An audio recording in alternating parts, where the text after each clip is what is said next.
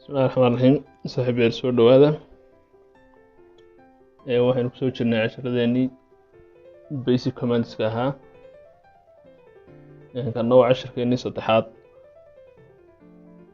casharkeenii koowaad qaybtiisa saddexaad marka waxay noo socon doonaa basic commands kii marka inuu video ku soo gabagabooban jecelahay command keena ugu horeeya maanta wuxuu noqon doonaa change mode ch mode buu noqon doonaa ch mode waxa weeye wuxuu qabtaa marka saynu file uga dhigi karno executable file baynu doonaynaa inaynu executable ka dhigno oo uu inoogu rangareysmo muxuu ahaa ama aynu bedelo permissionka computerka uu akhriyo fileka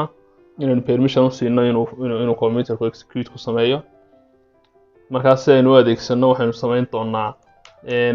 file baynu soo download gareyn doonaa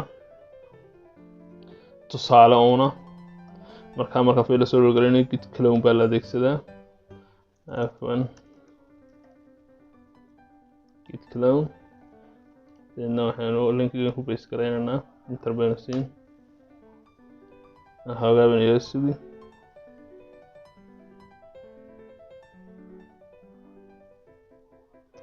waad arkaysaa inuu dhameeyay haddana ls nidhaahno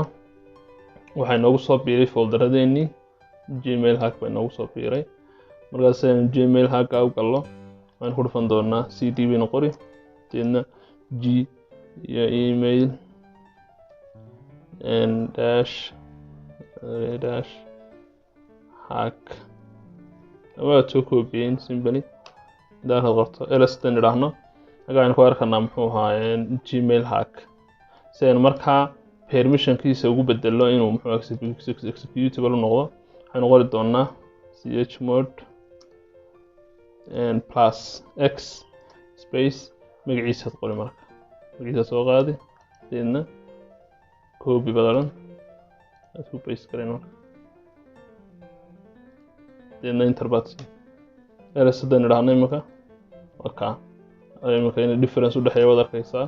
imika computerka wuxuu awood u leeyahay inuu muxuu ahaa inuu rangarayo haddii aynu rangarayo isnaahnana python 3 baynu ku horreysiin magaciisa baynu soo koobiyeen marka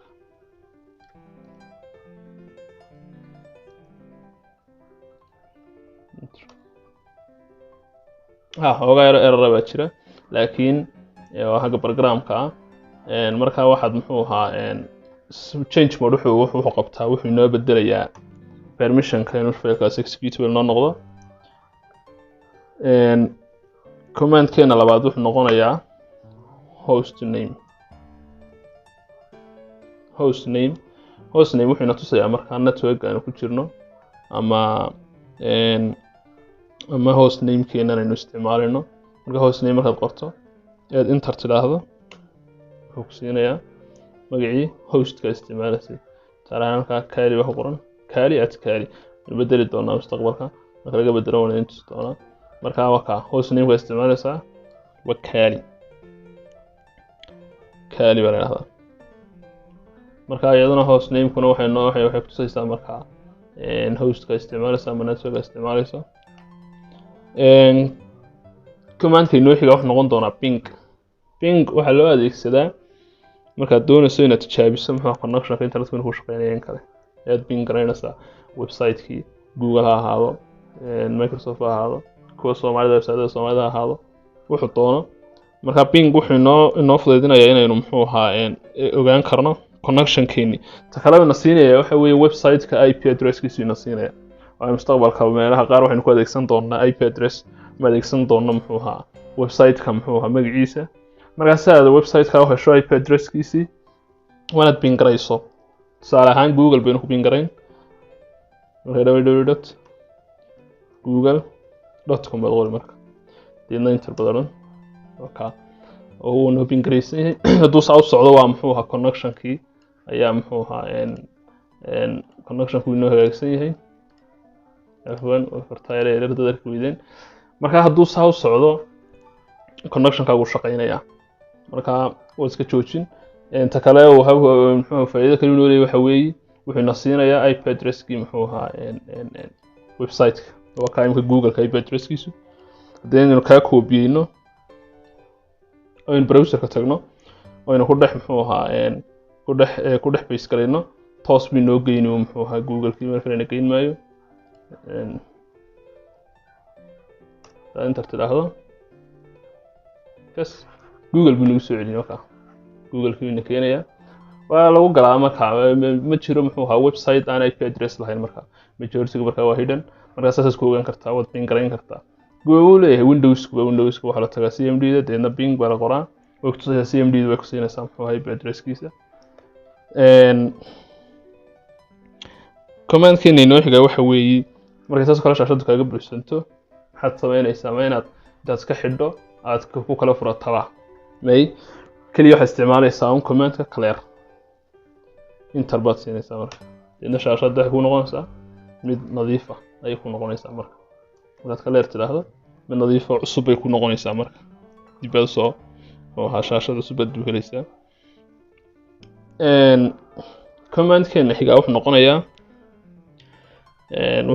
Allahumma salli ala Muhammad tab marka tab waxa weeye bottom-ka tab ee keyboard-ka ku yaala tusaale ahaan markaad folder kala dhex galto cd markaan raahdo doc markaan qoro then tab taabto wuu dhameystiraya automatic hadii aan muxuu ahaa key markii dhaweydaan galay hadaan qoro sidhaahdo wuu dhameystiraya marka tab ba taabanaysa markaan ku dhameystirayso markaad doonayso marka way ku fududeynaysaa tab wixii muxuu folderadii xarafkaad qortay ka bilaabmay bay automatic ugu soo dhameystiraysaa waxa bid kaliya ahaana foldergeedu ahaana si toos ah ugu dhameystiraysaa hadii kalena uu ku soo dhigaya marka optionskii qorada ka dooranay marka ka doonaysa inaad xagan CD-ga ku bedelato muxuu directory-ga command-keena inoo xigaana noqon doona control C keyboard-kaaga waxa loo isticmaalaa markaad joojinayso muxuu ahaa markaad terminate gareynayso Allahumma salli ala Muhammad muxuu ahaa markaad joojinayso muxuu ahaa command socda tusaale kale waxaan sameynay markii dhaweyd ping baan sameynay Google kan ping gareynay tusaale taas uu socdaa marka waynu ogaanay inuu internet-ka inoo shaqeynayo ujeedada kale inuu lahayno waxa idinayno helo muxuu ahaa IP addresskiisa waynu ogaanay kiina marka maxaynu u baahanahay inaynu iska joojino terminalka isticmaalo Soomaa deedna control C ba taabanaysaa marka qaar baan marka muxuu ahaa command-ka socdaa aanu control C aanu aqbalin control Z ba taabanaysaa marka waa just same waa iyadoo ka powerful santahay control Z ba taabanaysaa iyadoo laftiisa joojinaysa kaas ku sheegay suspended kan kale marka control C taabansana marka ka arkaysaa control C marka taabansana halka ka arkaysaa marka control Z duna waxay muxuu ahaa control C duna waa joojin control Z duna waa suspended marka si force loo isticmaalayso marka control C ku shaqeyn weydo taana marka hore isticmaalayso DDoS attack ayaa mararka qaar markaad sii deyso muxuu ahaa packets-kii aad ku sii deyso website-kii oo aad server-kii aad ku sii wada fasaxdo ay mararka qaar control C joojin mayso muxuu ahaa packets-ka aad dirtay marka control Z baa la isticmaalaa si aad force ugu joojiso marka labadaas saas faa'iido leeyihiin ka kale command-keena kale inuu isticmaali doonaa waxa weeye marka doonaysid inaad aad reboot garayso muxuu ahaa terminal-kaaga ama de computer-kaaga hadii uu ku yahay muxuu ahaa uu ku yahay main operating system de kaaleyna kasku hagan inta tagto idalka taabato saas hab ka fudud baa jira marka command-ka loo adeegsado waxaad adeegsanaysaa marka waxaad qoraysaa marka sudo halt yaad qoraysaa deedna enter baad siinaysaa marka waa markuu shutdown aad siinaysaa marka hadii reboot aad siinaysaa sudo reboot baad qoraysaa marka saad oranaysaa marka deedna enter baad siinaysaa saas uu markaas soo reboot gareynaya marka wax ku weydiinay marka hadii reboot sameysnaano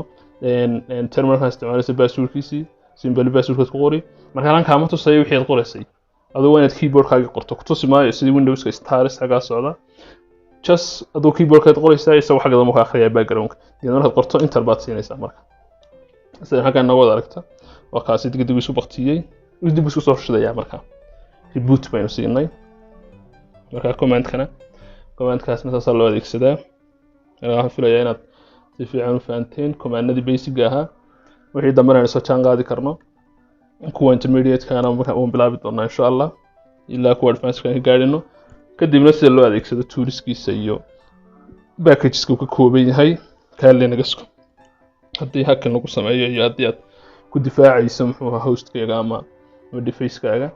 marka waxaynu insha Allah u geli doonaa inta xidda ka dambeeya kaas inuu geli doonaa aad baad mahadsantihiin YouTube kana subscribe saara notification bell kana taabta iyagana noo like gareeya mahadsanidin aad baad mahadsantihiin. That's the way it is. That's the way it is. Dang.